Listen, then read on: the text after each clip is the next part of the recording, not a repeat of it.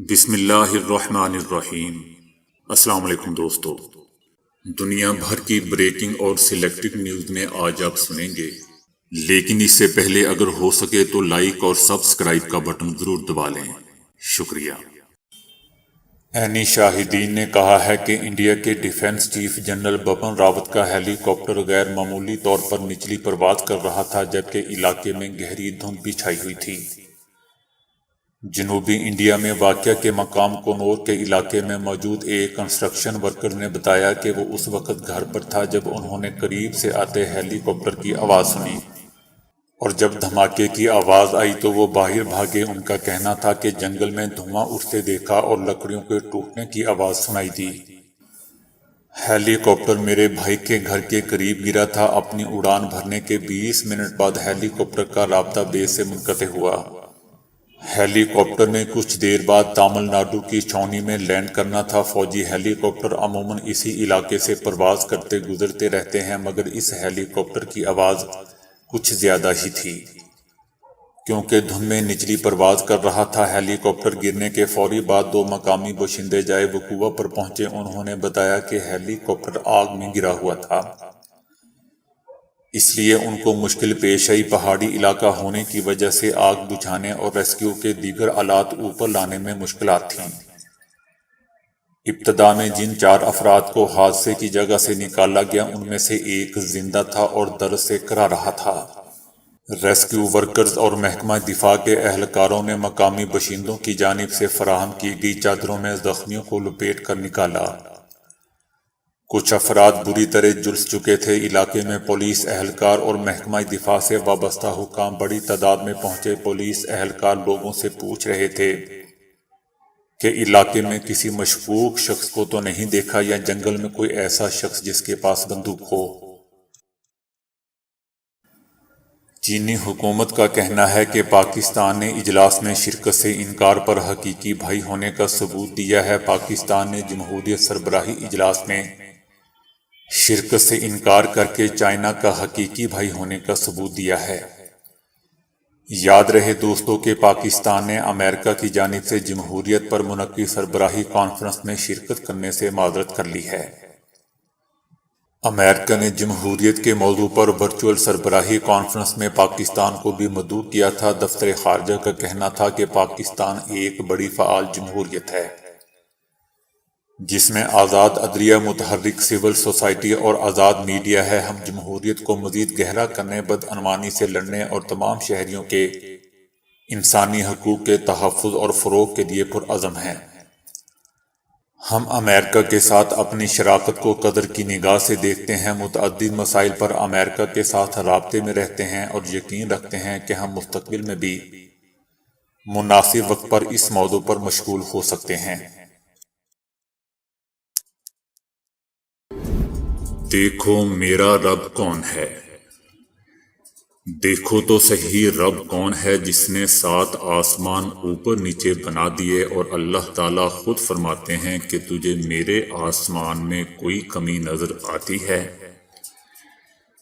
ایک دفعہ نہیں، بار بار دیکھو، پھر بار بار دیکھو، تو جتنی دفعہ میرے آسمان کو دیکھے گا، میرا آسمان عیب سے پاک ہے، تیری نگاہ میرے آسمان میں کوئی عیب نہیں دکھا سکتی، اور میں نے ہی آسمان کو تھاما ہوا ہے اور کوئی آسمان کو ٹوٹنے سے نہیں روک سکتا۔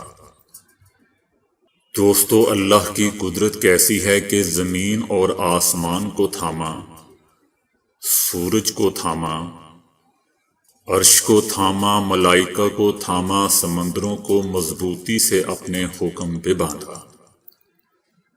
دریاؤں پر قبضہ جمایا، پہاڑوں پر اپنے امر کو ثابت کیا، کڑوے میٹھے پانی کے چشمے چلائے، دونوں کو آپس میں ملنے نہ دیا، ایک میٹھا پانی ہے، ایک کڑوا ہے، درمیان میں کوئی آڑ نہیں، کوئی رکاوٹ نہیں، کوئی دیوار نہیں، لیکن کڑوا میٹھے میں نہیں آتا اور میٹھا کڑوے میں نہیں آتا۔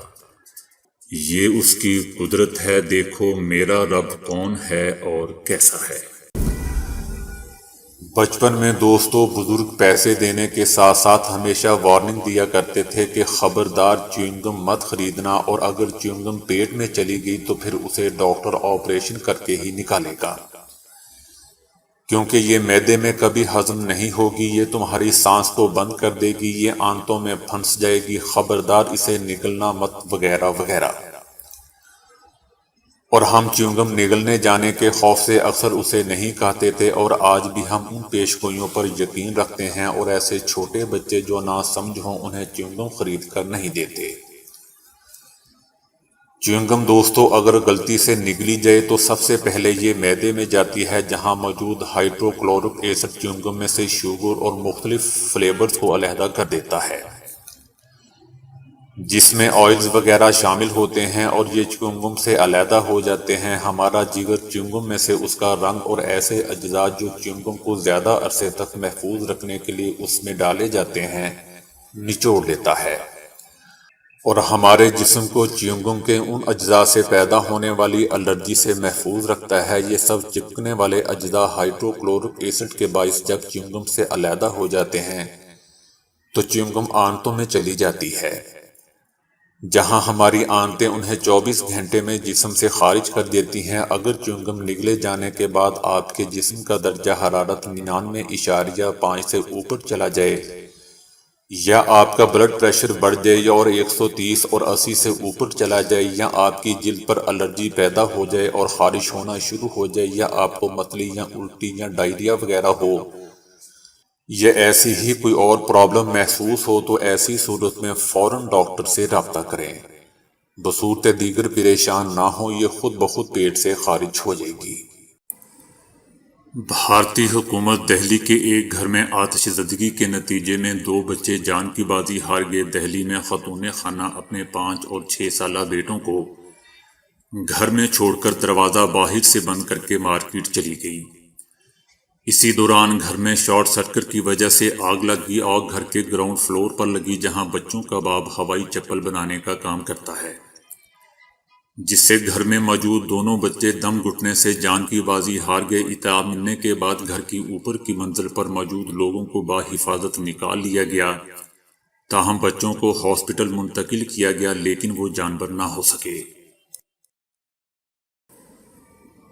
وزیراعظم عمران خان نے کہا کہ ماحولیاتی تبدیلی سے متاثرہ ملکوں میں پاکستان کا 5واں نمبر ہے۔ بدقسمتی سے جنگلات کے رقبے میں تیزی سے کمی ہوئی۔ ہم نے انگریزوں کے بنائے جنگلات ختم اور دریا آلودہ کر دیے۔ سرسبز علاقوں میں درخت کاٹ کر عمارتیں بنائی گئی۔ پہلے آلودگی نہیں تھی تو لوگ نہروں اور نلکوں سے پانی پیتے تھے۔ سندھ میں زیر زمین پانی 70% آلودہ ہے۔ سردیوں میں لاہور میں آلودگی خطرے کی حد تک بڑھ جاتی ہے۔ انہوں نے کہا کہ جو بھی حکمران آیا اس نے اپنے 5 سال کا ہی سوچا۔ ماضی کی حکومتوں نے جنگلات کی اراضی سیاسی مقاصد کے لیے لوگوں کو لیز پر دی۔ ہم آنے والی نسلوں کے لیے ایک بہتر اور سرسبز پاکستان چھوڑ کر جانا چاہتے ہیں۔